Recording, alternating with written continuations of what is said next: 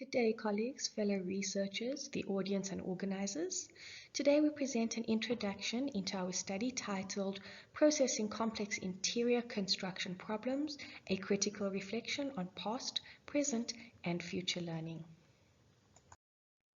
This study is being developed for this conference, a focus on pedagogy, teaching, learning, and research in the modern academy, and it's been developed into a written paper for the conference proceedings. Going forward, we will discuss a few things, beginning with an introduction and context into the study, as well as a theoretical background that we will provide, and then introduce some of the theories and concepts that the study is focusing on, and move on to the methodology that the study will be using and how that will impact the findings and conclusions as it becomes part of the written paper. Let's begin by introducing ourselves. This paper is co-authored with my colleague, Mrs. Prinsloo, who is the head of department in interior design at the University of Johannesburg. And Ilse's research interests are in retail design, retail service design, and retail experience design. I am Geyer. I am a lecturer also in the Department of Interior Design, and I am interested in urban regeneration, specifically from the perspective of interior design, adaptive reuse and revitalization, and sense of place through interior design. So let's begin by looking at an introduction into the study, as well as understanding the context of the study, specifically that it is positioned in the BA Interior Design, Construction and Detailing module. So this module actually forms part of the BA Interior Design degree. The program is offered in the Department of Interior Design in the Faculty of Art, Design and Architecture, and this is one of the 9 faculties that make up the University of Johannesburg, which is located in Johannesburg in South Africa. Tertiary institutions are currently under immense pressure from industry to prepare students for rapid social, environmental, and economic changes. Students anticipate obtaining qualifications that will prepare them for future careers in challenging environments, utilizing technologies that have yet to be invented to solve problems that have not been anticipated.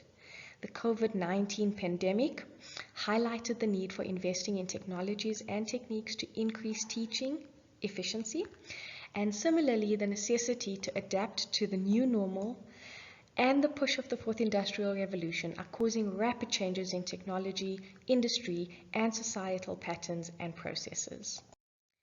The interior design sector has been equally impacted by technology. The emergence of computer software to communicate complex interior construction problems in particular has had a significant impact on the industry.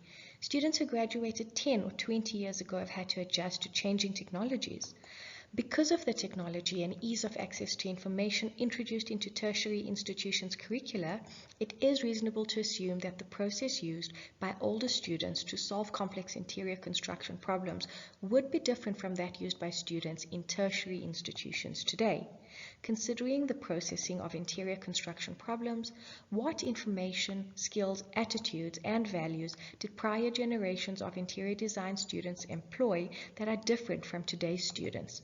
How can instructional systems effectively develop knowledge, skills, attitudes, and values in a globalized world grounded in Africa by preparing students in today's ever-evolving, increasingly hybrid settings, considering how previous student generations adapted to rapid changes in technology and ease of access to information?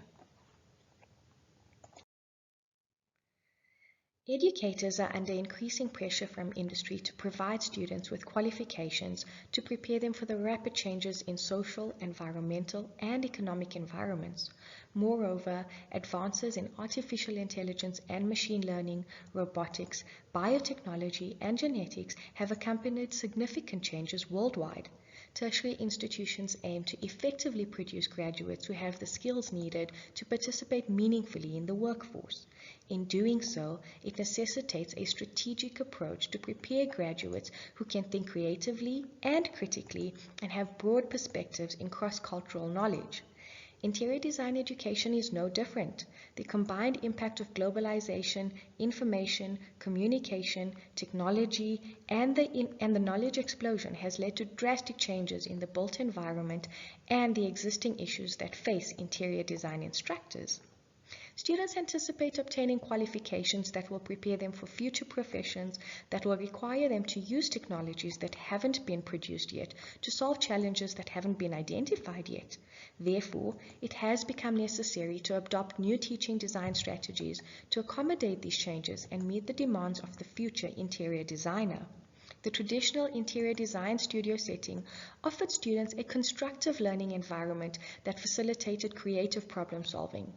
Interior design students processed problems in an interactive studio by engaging in peer-to-peer and instructor-to-student brainstorming and critiques. However, with recent changes brought about by the COVID-19 pandemic, the learning environment changed, highlighting the differences in problem solving from various perspectives and over generations, involving different technologies and environments. This study focuses on how interior design students approach problem solving in interior design. This study aims to understand how solving complex interior construction problems have changed over 2 student generations to understand the possible effect on future learning. We explore students' responses to their approaches to problem solving through semi-structured interviews with senior interior designers that have insight into how interior designers of different generations approach problem solving in the studio. Interior design education strives to develop high levels of creativity and expertise in designing increasingly complicated environments for our technologically savvy society. To achieve this, educators equip future interior designers with skills to practice with the depth of knowledge required to handle complex, multidisciplinary challenges in interior design. Interior design construction concerns problem-solving processes and skills, and together with design is the decision-making or trial and error processes of creativity. The fundamental value of the Interior Design Construction and Detailing 3 module in the Interior Design curriculum of the University of Johannesburg is to stimulate the mind to create drawings as part of the detailed work of the design process. Former interior design graduates and current students at UJ begin their interior construction and detailing learning journey at a drawing desk, but quickly progress to computer-aided drawings using software that is used in industry. However, students have become more apprehensive of hand drawings and are eager to jump to computer software and digital images. Computer software impacts knowledge and production, knowledge structure, and storage as 2-dimensional and 3-dimensional detailed drawings of objects can be saved as templates for future application to different design contexts and problems.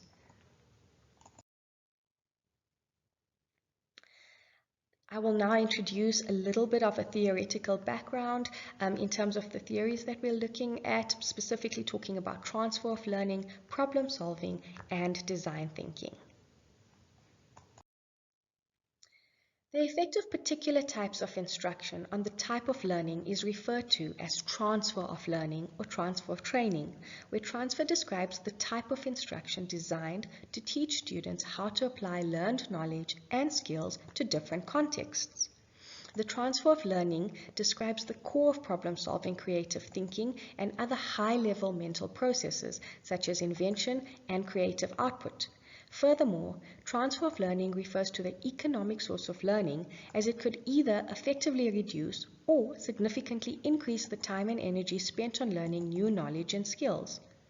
Industry describes the transfer of learning as a graduate's ability to effectively apply the knowledge or skills acquired from their tertiary education to the tasks presented in the workplace. The degree of transfer of learning can be classified as either near transfer or far transfer. Near transfer refers to solving problems with similar properties or executing learned skills in real contexts, similar to the learning environment. More relevant to this particular study, however, is far transfer, which indicates the ability to solve different types of problems under conditions different from past learning environment. Ideally, an interior design student should have the ability to decontextualize learning and apply the extracted general principles and rules to new contexts. This type of learning transfer requires that a student exceeds the superficial characteristics of a problem and uncover the shared principles between different situations and phenomena. Interior design, construction, and detailing rely on hand-drawn and computer-aided drawings in the design process and communicate the final solution. It is well documented and established that the discipline relies less on the hand-drawn component and more on computer-aided drawings to process and communicate design and construction solutions. This development in interior design has resulted in the search for innovative teaching and learning approaches and different educational models that can effectively employ transfer of learning, and more so, far transfer to future interior design graduates. Problem solving is a cognitive process aimed at achieving a goal that requires an intellectual process of the brain that explores the explanation of a particular problem or discovers a technique to understand the given goal. The brain uses maximal cognitive functions such as analytical thinking, generalization, and synthesis in problem solving, taking into account characteristics such as scientific form, critical thinking, decision making, and reflective thinking. Problem solving is a research topic in many areas. It can be understood as the process of finding solutions to problems through an iterative process of choosing a goal, choosing a method, evaluating results, choosing another goal, and so on.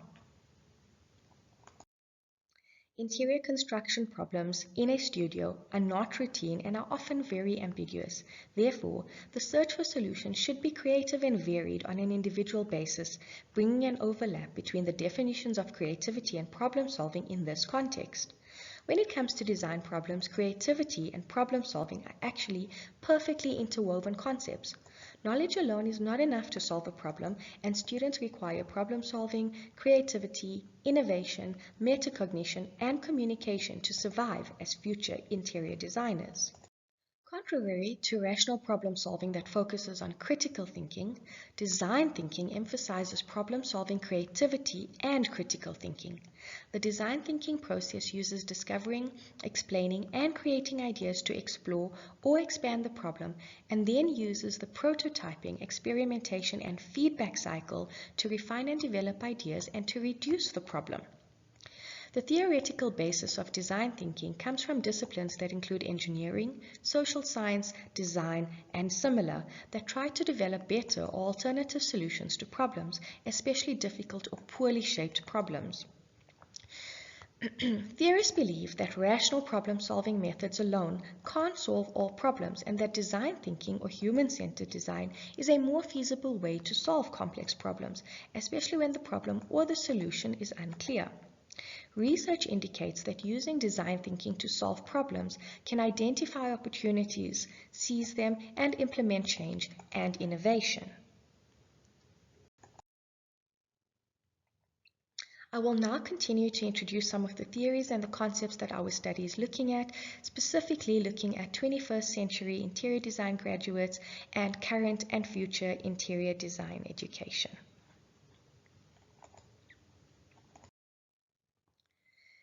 To be competitive and assume leadership roles today and in the future, interior design graduates must have a world-class design education that equips them with the latest technical knowledge and tools and an adequate understanding of social, economic, and political issues.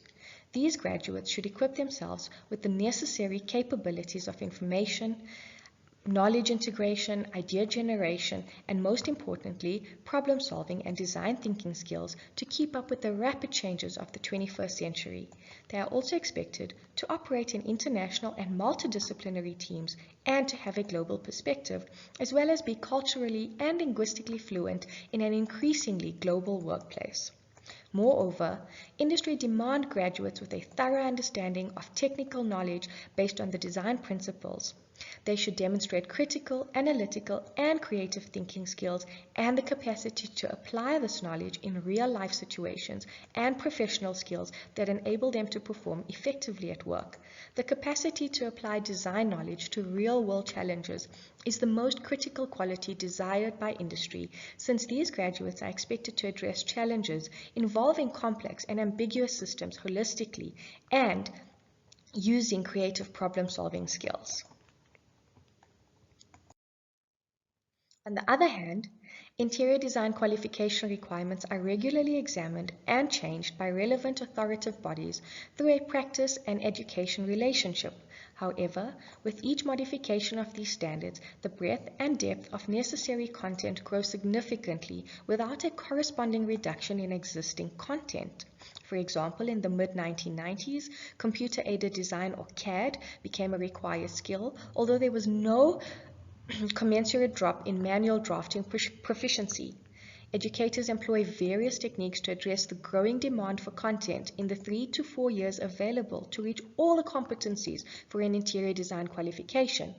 The application of projects that address numerous problems is a standard method for introducing additional content into studio courses. For example, requiring both hand-drawn and CAD designs at various construction projects, or designing a construction project for building in a different country. The problem with this approach is that it minimizes the importance of problem solving, critical thinking, and design communication, all of which are vital components of a bachelor's degree program, and are the qualities practitioners look for in entry-level designers. Other challenges in the interior design industry of the 21st century are the effects of technology and the changes it brought about in the interior design industry. They have influenced the educational model and how current students and recent graduates are received in the industry. In particular, the introduction of computer software to communicate complex interior construction problems has had a significant effect on industry members and alumni, causing students that graduated 10 or 20 years ago having to adapt to new technologies very quickly.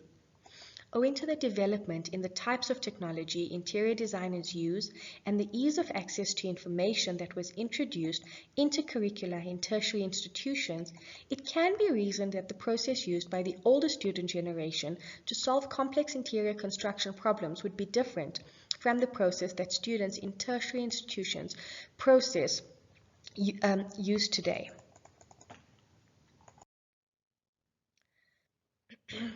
Given the current and future issues in interior design practice and the demands placed on interior design graduates, it is apparent that interior design education must evolve and adapt. While technology and design practice have advanced rapidly, the way interior design students are taught has remained relatively unchanged. In design education, lecturers and conventional studio sessions are the most common delivery methods. Industry complaints about the lack of critical skills among graduates are well known to educators. While it is simple to criticize the unsatisfactory quality of graduates, industries also have a significant role in the education process. To remain competitive, change is obligatory. In interior design education, there is a need to uncover new knowledge and technology through comprehensive research and innovation. We need to be able to produce graduates who can make new discoveries, solve complex problems, design, and deliver in order to serve communities and assist industry. As a result, students' analytical ability should be developed through a variety of active learning ways, as well as the utilization of contemporary tools and technologies. Furthermore, graduates must have the ability to be innovative, explorative, and open-minded. More than just establishing curricular details, educators must make interior design education engaging, inventive, entrepreneurial, creative, challenging, and stimulate real-world context to satisfy the requirements of the 21st century. Rapid developments and unique problems have emerged from the increase in technological growth that began in the second part of the 20th century. To be relevant in the 21st century, interior design education has had to rise to the occasion and adapt curricula as well as the way students are taught. Design education must employ considered strategies to create the intended quality of graduates in order to meet the requirements and attributes of interior designers in the 21st century. While there are several innovations being used to improve interior design education, it is critical to guarantee that these innovations have a significant impact. This necessitates thorough investigation into the relevance of the innovations from which others can learn and emulate. Let's move on to a brief introduction into the methodology and how this could possibly impact the findings and the conclusion that will be developed in the written paper. This paper will use critical reflection to identify, question, and evaluate past student generations' processes to process complex interior construction problems. The study explores the contrasts and the similarities in how different students' generations approach challenging interior construction problems through qualitative, semi-structured interviews. These interviews take place with alumni from more than 10 to 20 years ago, more recent alumni, and current interior design, construction, and detailing students in the final year of their qualifications. Considering the processing of interior construction problems as an example, this paper analyzes what knowledge, skills, thinking styles, attitudes, and values previous interior design student generations utilized that is different to a student today. Considering how previous student generations adapted to rapid changes of technology and ease of access to information, this study asks how instructional systems and transfer of learning can develop knowledge, skills, thinking styles, attitudes, and values effectively in a globalized world that is grounded in Africa by preparing students in the fourth industrial revolution. The collected data will be valuable to interior design educators in establishing or adjusting courses to equip interior designers in South Africa for the rapid changes in today's shifting, increasingly hybrid surroundings. Myself and Ilsa are currently concluding our interview process and collating our findings to develop into a conclusion for our written paper that will be presented later on in the year.